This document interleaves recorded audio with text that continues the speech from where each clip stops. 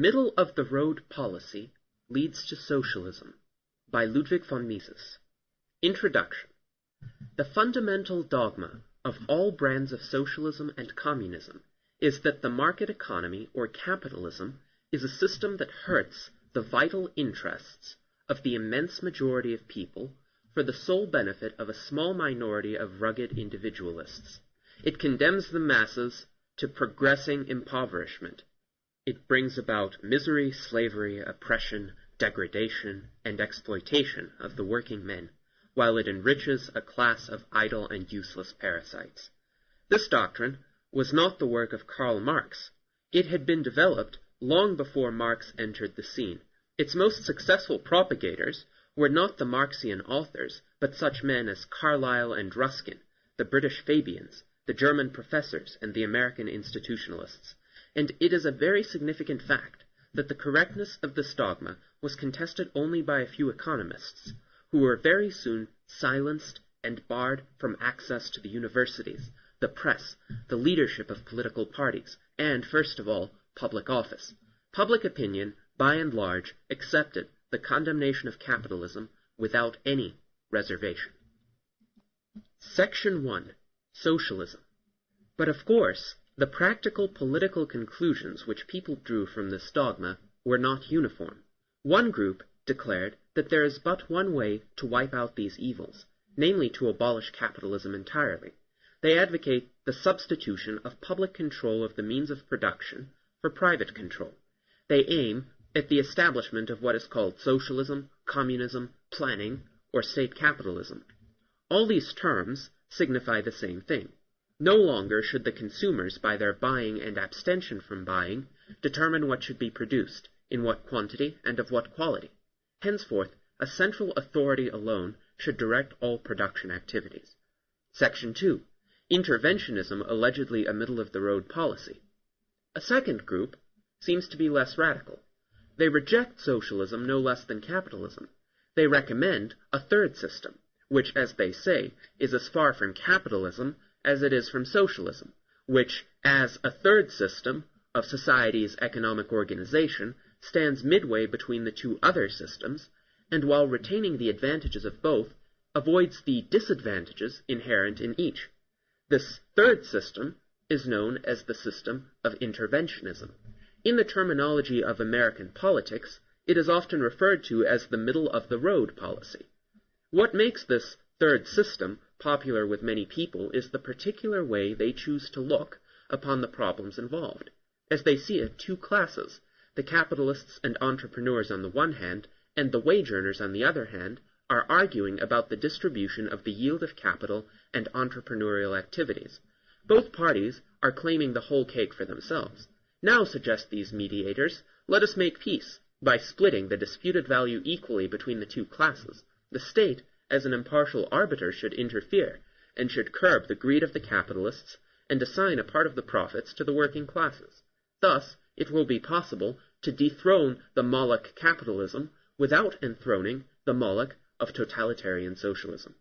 Yet, this mode of judging the issue is entirely fallacious. The antagonism between capitalism and socialism is not a dispute about the distribution of booty. It is a controversy about which two schemes of society's economic organization, capitalism or socialism, is conducive to the better attainment of those ends which all people consider as the ultimate aim of activities commonly called economic, for example, the best possible supply of useful commodities and services. Capitalism wants to attain these ends by private enterprise and initiative, subject to the supremacy of the public's buying and abstention from buying on the market. The socialists want to substitute the unique plan of a central authority for the plans of the various individuals. They want to put in place of what Marx called the anarchy of production, the exclusive monopoly of the government. The antagonism does not refer to the mode of distributing a fixed amount of amenities. It refers to the mode of producing all those goods which people want to enjoy. The conflict of the two principles is irreconcilable and does not allow any compromise. Control is indivisible. Either the consumer's demand as manifested on the market decides for what purpose and how the factors of production should be employed, or the government takes care of these matters. There is nothing that could mitigate the opposition between these two contradictory principles. They preclude each other. Interventionism is not a golden mean between capitalism and socialism. It is the design of a third system of society's economic organization and must be appreciated as such. Section 3. How interventionism works. It is not the task of today's discussion to raise any questions about the merits either of capitalism or of socialism. I am dealing today with interventionism alone, and I do not intend to enter into an arbitrary evaluation of interventionism from any preconceived point of view. My only concern is to show how interventionism works, and whether or not it can be considered as a pattern of a permanent system for society's economic organization. The interventionists emphasize that they plan to retain private ownership of the means of production, entrepreneurship, and market exchange. But, they go on to say, it is peremptory to prevent these capitalist institutions from spreading havoc and unfairly exploiting the majority of people. It is the duty of government to restrain by orders and prohibitions the greed of the propertied classes, lest their acquisitiveness harm the poorer classes. Unhampered or laissez-faire capitalism is an evil, but in order to eliminate its evils, there is no need to abolish capitalism entirely. It is possible to improve the capitalist system by government interference with the actions of the capitalists and entrepreneurs. Such government regulation and regimentation of business is the only method to keep off totalitarian socialism and to salvage those features of capitalism which are worth preserving. On the ground of this philosophy, the interventionists advocate a galaxy of various measures. Let us pick out one of them, the very popular scheme of price control. Section 4. How price control leads to socialism. The government believes that the price of a definite commodity, e.g. milk, is too high. It wants to make it possible for the poor to give their children more milk. Thus, it resorts to a price ceiling and fixes the price of milk at a lower rate than that prevailing on the free market. The result is that the marginal producers of milk, those producing at the highest cost, now incur losses. As no individual farmer or businessman can go on producing at a loss, these marginal producers stop producing and selling milk on the market. They will use their cows and their skill for other more profitable purposes. They will, for example, produce butter, cheese, or meat. There will be less milk available for the consumers, not more. This, of course, is contrary to the intentions of the government. It wanted to make it easier for some people to buy more milk. But as an outcome of its interference, the supply available drops. The measure proves abortive from the very point of view of the government and the groups it was eager to favor. It brings about a state of affairs which, again from the point of view of the government, is even less desirable than the previous state of affairs which it was designed to improve. Now the government is faced with an alternative. It can abrogate its decree and refrain from any further endeavors to control the price of milk. But if it insists upon its intention to keep the price of milk below the rate the unhampered market would have determined, and wants nonetheless to avoid a drop in the supply of milk, it must try to eliminate the causes that render the marginal producer's business unremunerative. It must add to the first decree concerning only the price of milk a second decree fixing the prices of the factors of production necessary for the production of milk at such a low rate that the marginal producers of milk will no longer suffer losses and will therefore abstain from restricting output. But then, the same story repeats itself on a remoter plane. The supply of the factors of production required for the production of milk drops, and again, the government is back where it started. If it does not want to admit defeat and to abstain from any meddling with prices, it must push further and fix the prices of those factors of production which are needed for the production of the factors necessary for the production of milk. Thus, the government is forced to go further and further, fixing step by step the prices of all consumers' goods and of all factors of production, both human, i.e. labor, and material, and to order every entrepreneur and every worker to continue work at these prices and wages. No branch of industry can be omitted from this all-round fixing of prices and wages, and from this obligation to produce those quantities which the government wants to see produced. If some branches were to be left free out of regard for the fact that they produce only goods qualified as non-vital or even as luxuries, capital and labor would tend to flow into them, and the result would be a drop in the supply of those goods, the prices of which government has fixed precisely because it considers them as indispensable for the satisfaction of the needs of the masses. But when this state of all-round control of business is attained, there can no longer be any question of a market economy. No longer do the citizens, by their buying and abstention from buying, determine what should be produced and how. The power to decide these matters has devolved upon the government. This is no longer capitalism. It is all-round planning by the government. It is socialism. The Zwangswirtschaft type of socialism. It is of course true that this type of socialism preserves some of the labels and the outward appearance of capitalism. It maintains, seemingly and nominally, private ownership of the means of production, prices, wages, interest rates, and profits. In fact, however, nothing counts but the government's unrestricted autocracy. The government tells the entrepreneurs and capitalists what to produce and in what quantity and quality, at what prices to buy and from whom, at what prices to sell and to whom. It decrees at what wages and where the workers must work. Market exchange is but a sham. All the prices, wages, and interest rates are determined by the authority. They are prices, wages, and interest rates in appearance only. In fact, they are merely quantity relations in the government's orders. The government, and not the consumers, directs production. The government determines each citizen's income. It assigns to everybody the position in which he has to work. This is socialism in the outward guise of capitalism. It is the Zwangswirtschaft of Hitler's German Reich and the planned economy of Great Britain. Section 6. German and British Experience. For the scheme of social transformation which I have depicted is not merely a theoretical construction. It is a realistic portrayal of the succession of events that brought about socialism in Germany, in Great Britain, and in some other countries. The Germans, in the First World War, began with price ceilings for a small group of consumers' goods considered as vital necessities.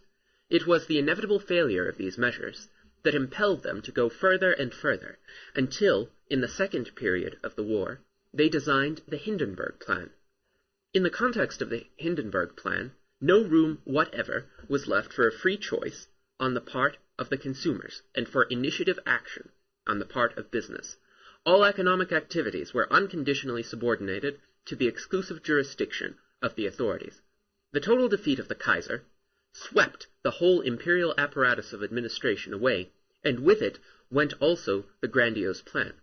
But when in 1931 Chancellor Brüning embarked anew on a policy of price control, and his successors, first of all Hitler, obstinately clung to it, the same story repeated itself.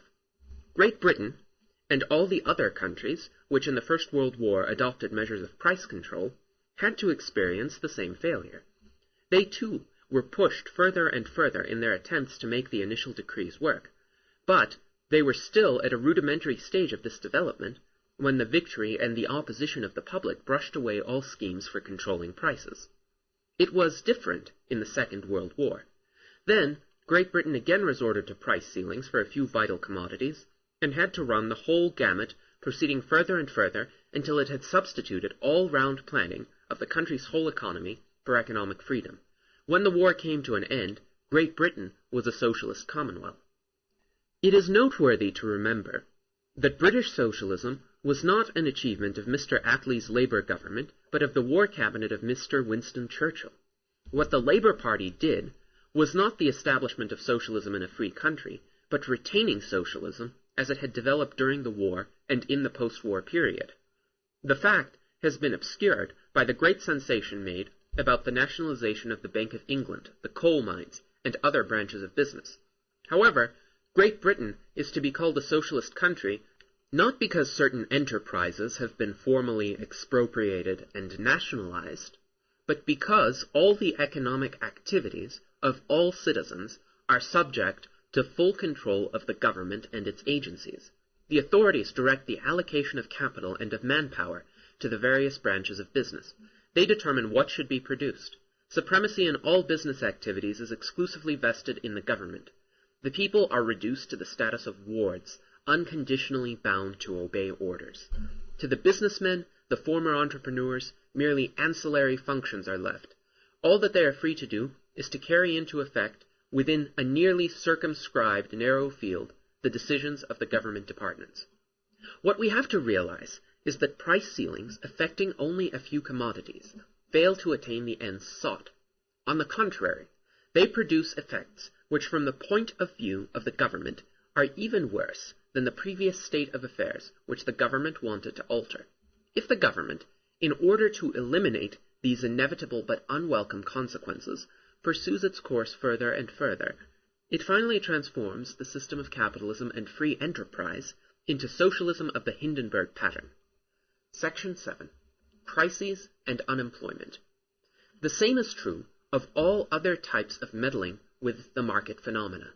Minimum wage rates, whether decreed and enforced by the government or by labor union pressure and violence, result in mass unemployment, prolonged year after year, as soon as they try to raise wage rates above the height of the unhampered market. The attempts to lower interest rates by credit expansion generate, it is true, a period of booming business, but the prosperity thus created is only an artificial hothouse product and must inexorably lead to the slump and to the depression. People must pay heavily for the easy money orgy of a few years of credit expansion and inflation. The recurrence of periods of depression and mass unemployment has discredited capitalism in the opinion of injudicious people. Yet, these events are not the outcome of the operation of the free market. They are, on the contrary, the result of well-intentioned but ill-advised government interference with the market. There are no means by which the height of wage rates and the general standard of living can be raised other than by accelerating the increase of capital as compared with population. The only means to raise wage rates permanently for all those seeking jobs and eager to earn wages is to raise the productivity of the industrial effort by increasing the per-head quota of capital invested. What makes American wage rates by far exceed the wage rates of Europe and Asia is the fact that the American worker's toil and trouble is aided by more and better tools. All that good government can do to improve the material well-being of the people is to establish and to preserve an institutional order in which there are no obstacles to the progressing accumulation of new capital required for the improvement of technological methods of production. This is what capitalism did achieve in the past and will achieve in the future too, if not sabotaged by bad policy. Section 8. Two roads to socialism. Interventionism cannot be considered as an economic system destined to stay. It is a method for the transformation of capitalism into socialism by a series of successive steps. It is, as such, different from the endeavors of the communists to bring about socialism at one stroke. The difference does not refer to the ultimate end of the political movement. It refers mainly to the tactics to be resorted to for the attainment of an end that both groups are aiming at. Karl Marx and Friedrich Engels recommended successively each of these two ways for the realization of socialism. In 1848, in the Communist Manifesto, they outlined a plan for the step-by-step transformation of capitalism into socialism.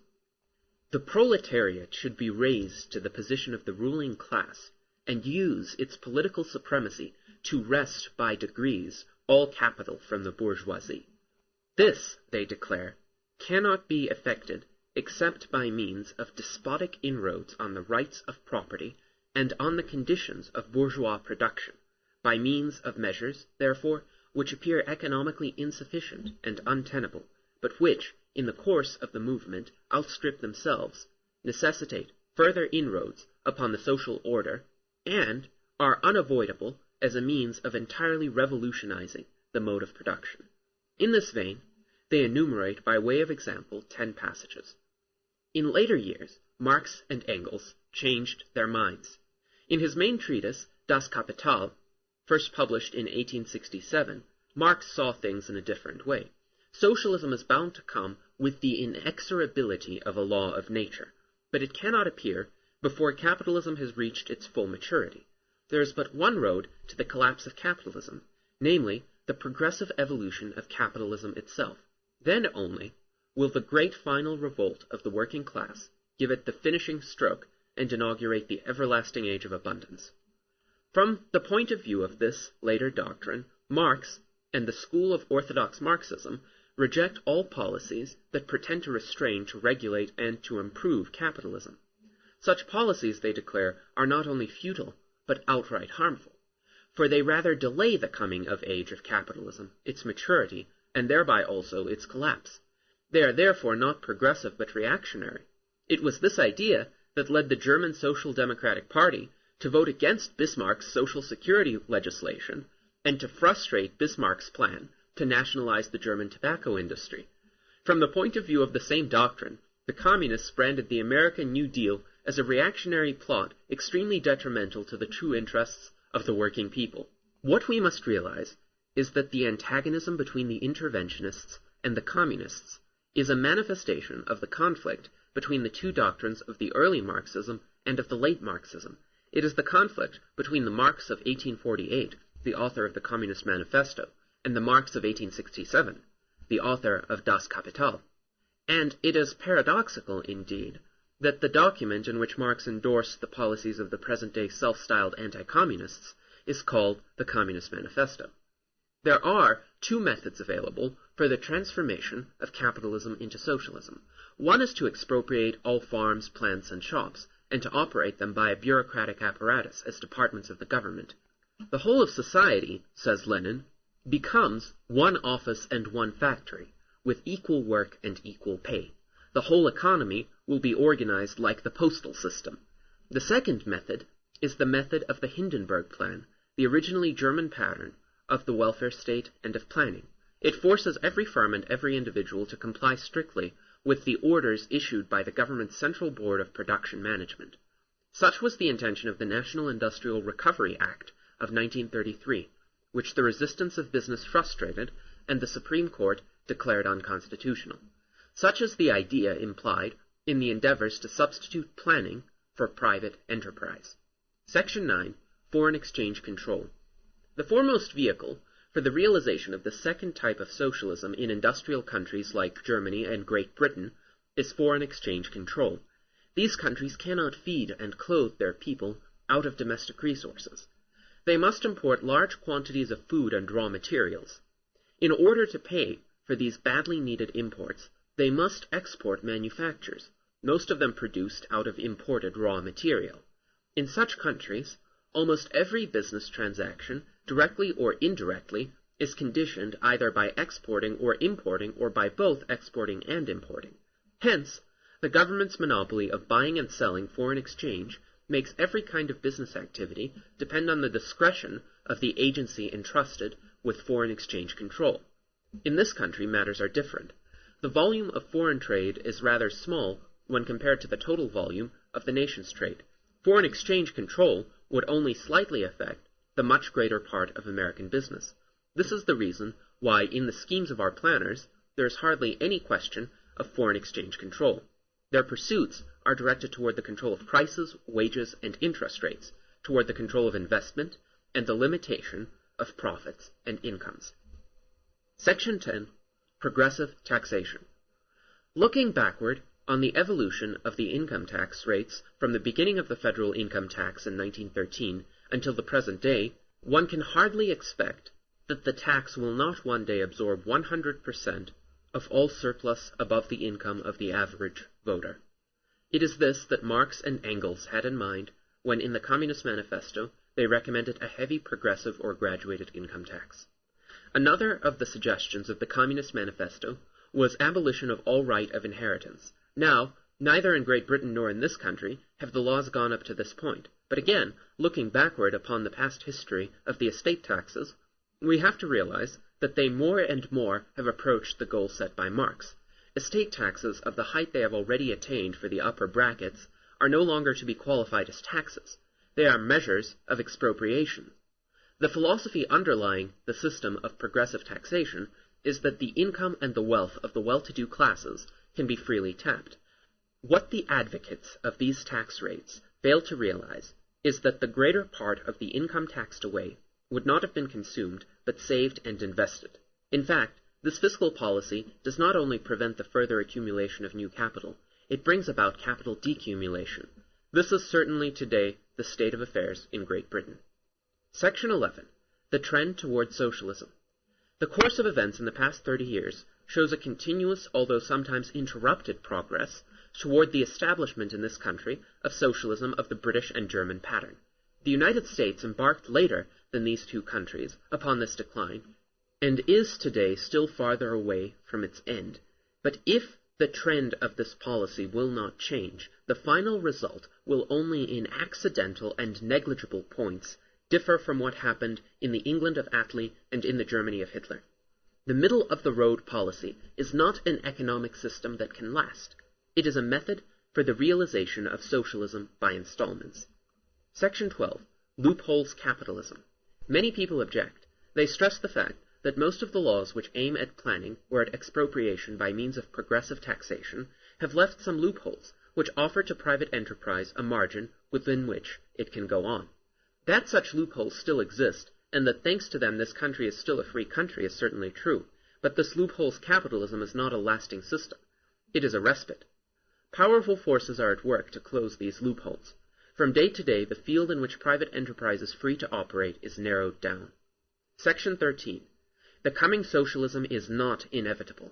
Of course, this outcome is not inevitable. The trend can be reversed, as was the case with many other trends in history. The Marxian dogma, according to which socialism is bound to come with the inexorability of a law of nature, is just an arbitrary surmise devoid of any proof. But the prestige which this vain prognostic enjoys not only with the Marxians, but with many self-styled non-Marxians, is the main instrument of the progress of socialism.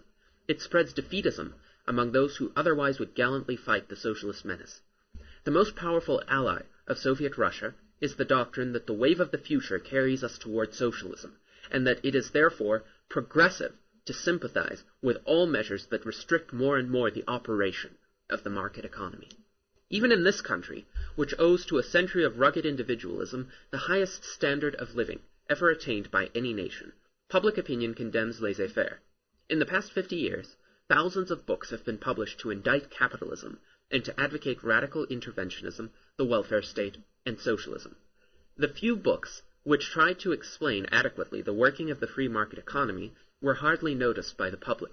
Their authors remained obscure, while such authors as Veblen, Commons, John Dewey, and Lasky were exuberantly praised.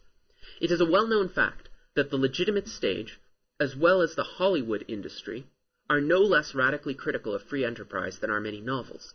There are in this country many periodicals which in every issue furiously attack economic freedom. There is hardly any magazine of opinion that would plead for the system that supplied the immense majority of people with good food and shelter, with cars, refrigerators, radio sets, and other things which the subjects of other countries call luxuries. The impact of this state of affairs is that practically very little is done to preserve the system of private enterprise. There are only middle-of-the-roaders who think they have been successful when they have delayed for some time an especially ruinous measure. They are always in retreat. They put up today with measures which only 10 or 20 years ago they would have considered as undiscussable. They will in a few years acquiesce in other measures which they today consider as simply out of the question. What can prevent the coming of totalitarian socialism is only a thorough change in ideologies.